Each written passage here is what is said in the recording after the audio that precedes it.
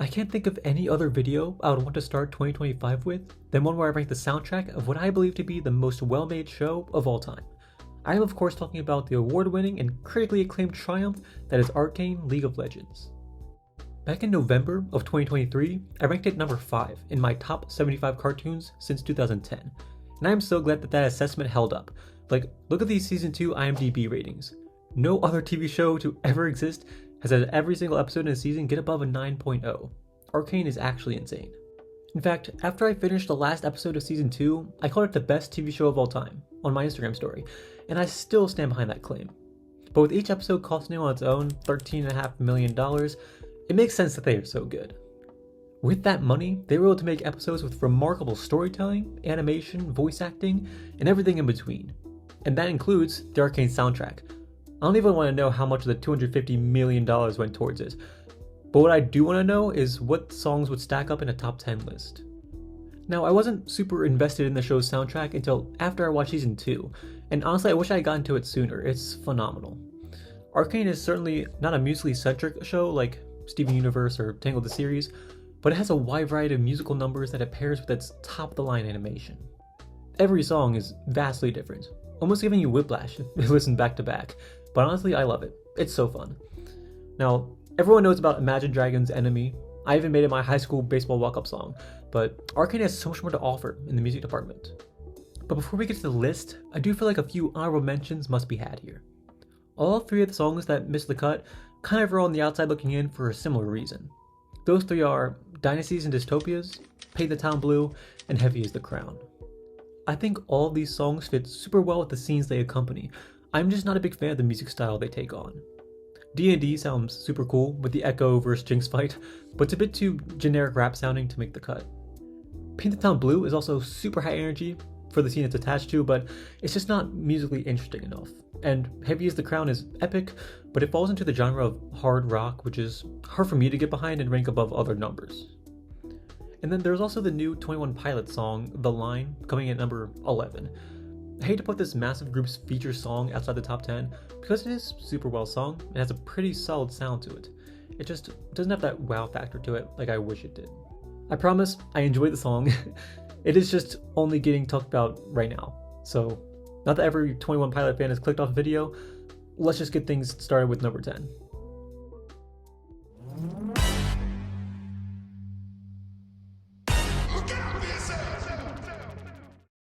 So I wasn't originally going to put Our Love on the list since it's such a stylistic deviation from the rest of the soundtrack, but in the end I feel like it's good enough to make the top 10. It is a classic 40s/50s style big band love song that I am personally a sucker for. It takes on a similar vibe to songs like It's Been a Long Time for an Avengers Endgame and A Man Without Love from Moon Knight. Anytime a song sounds like one by Frank Sinatra, you can count me in. Our Love is a beautiful duet and is probably the Arcane song that gets me dancing the most out of any other. The song is played at the end of episode 2 after the crazy, shimmer-infused monster murders Echo's caretaker and kidnaps Vander, which may seem out of place, but the stark contrast it brings makes for a super cool watch, and the song plays itself into the end credits, setting up season 1 episode 3, one of the best episodes the show put out there.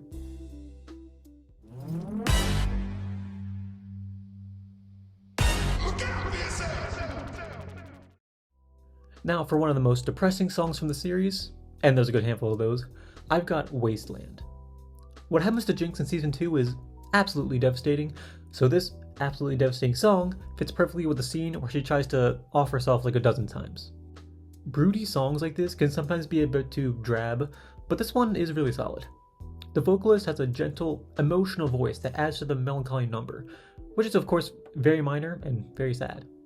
The lyrics are also particularly brutal, and it's lyrics like "Maybe death is like falling asleep" that really make the song a gut-wrenching, yet memorable one. I also love the "Please Let Me Go" parts, but this show is absolutely loaded in the soundtrack department, and this one can just get lost in the shuffle a little bit.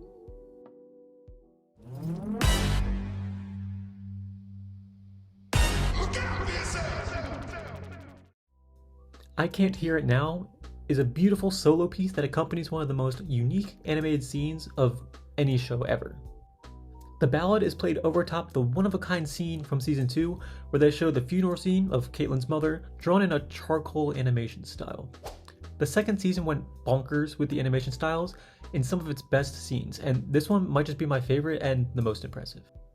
I Can't Hear It Now is a simpler number with gorgeous female vocals and some of the best strings you'll hear in the entire soundtrack. The song is sweet, solemn, and overall just well performed. While I am trying to take the songs at face value and not let the scenes they're attached to influence the ranking too much, but this one really is a special work of art with a beautiful sounding work of art over top of it.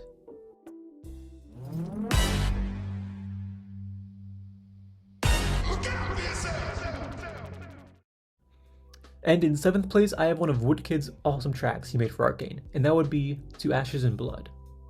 This song hits you right off the bat with Woodkid's wild sounding baritone vocals, and it fits super well with the scene of Enforcer Vi taking on Jinx. The song has some really good children's choir chant action to it that really makes it stand out on the loaded Season 2 soundtrack. I imagine you haven't listened to much Woodkid in your day, but if you check him out, you'll hear that he is absolutely perfect for this show. He has a real broody, grungy voice that just emanates an epic action sequence. This song is a bit more repetitive than others better on the list here, so that's why it's coming at number 7, but don't be fooled, it is a phenomenal song.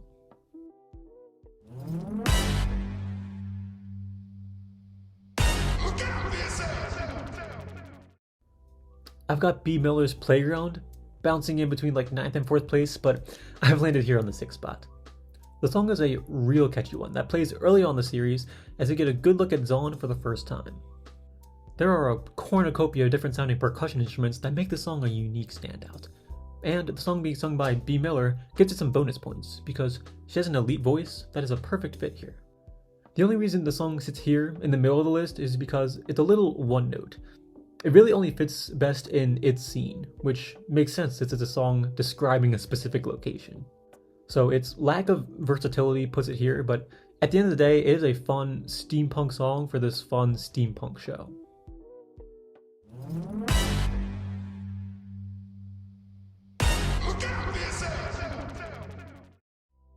Probably the most difficult song to rank because I and millions of others have heard it before, I've got Enemy at number 5. The song was overplayed and is the song I have heard the most on the soundtrack, so I initially wanted to put it lower, but I still recognize the excellence of it. Getting Imagine Dragons onto the theme song for this show maybe was the smartest thing the show did, so that it could get the publicity and fanbase that it did. Enemy is what served as the indicator for the casual listener that this show may not just be a mediocre cartoon based on a nerdy video game. The song, even after many listens, is still very well sung, produced, and written. And I even think the rap section in the end is fantastic. Not exactly my go-to genre, but portions sprinkled into the songs, I do think it adds some flair and flavor. And it's done very well here thanks to JID. Now the top 4 songs coming in here I do think are in a tier above. So let's get to those.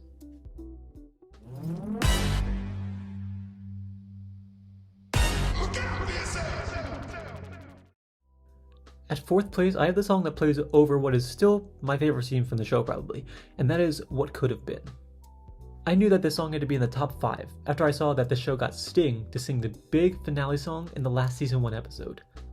Of course, Sting was a good bit before my time, but it's still a name I recognize as being elite and respect entirely. His voice is perfect for the show, and with the song being featured in the show's climax, he was tasked with the tall order of hitting a season's worth of emotional beats in one song, and I think he did just that. The lyrics attached are beautifully brutal, especially when the lyrics really resonate with our sister characters like I am the monster you created. This song also has some of the best violin features from the series soundtrack, up there with the ranks of I Can't Hear It Now. This song is really solid. I'm actually pretty shocked a song of this caliber can't even make the podium here. The songs from Arcane are really spectacular, including this one coming up at number 3.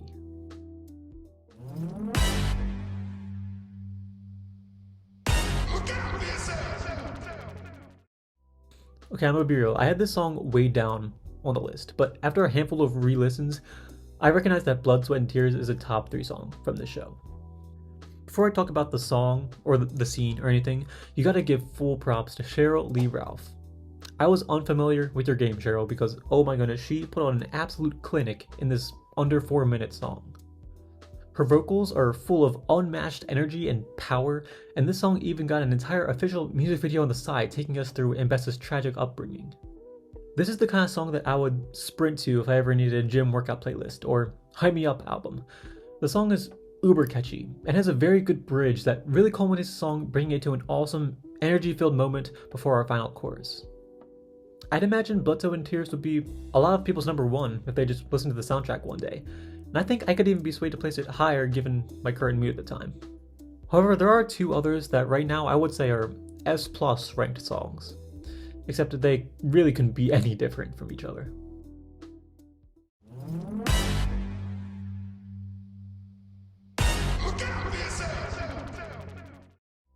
While I recognize that this song is one of the more wacky of the bunch, I had to stay true to myself and rank Spin the Wheel at 2.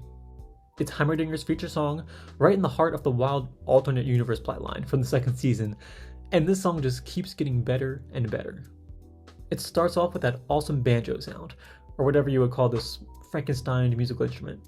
It then leads to vocals by Nick Winghard as Heimerdinger, which are very eccentric and voice actor-y, but still sound very good and fit that music genre nicely. Spin the Wheel is one of the show's most charming and feel-good numbers. The tone especially stands out since the soundtrack is largely full of depressing tracks. It is also beyond catchy, and the moments when the song goes up the scale by half steps, it sounds so incredible. I don't know what it is about that, but it always makes songs great. This song is a little bit goofy, but a lot of bit fantastic. It almost makes me want to learn the banjo. Almost. With all that being said though, there is one song that is a clear number one, so allow me to explain just why.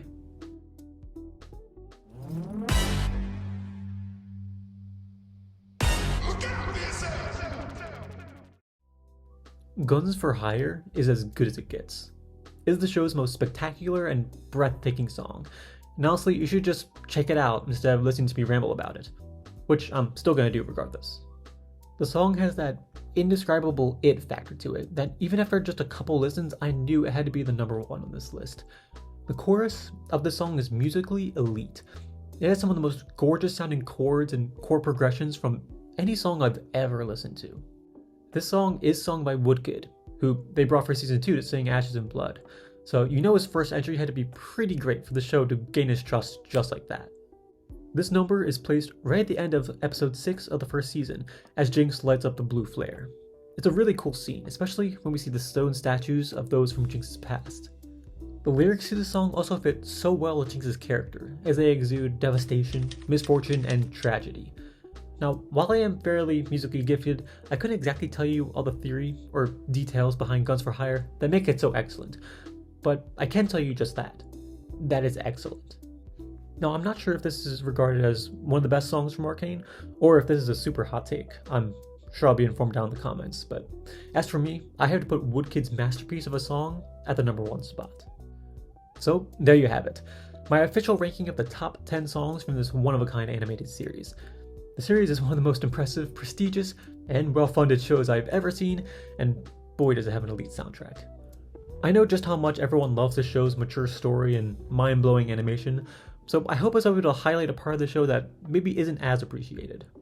Let me know which song from the series is your personal favorite, but with that I'll send you on your way. Be sure to like and subscribe for more cartoony content, and I'll see you next time in the Cartoon Cabbage Patch.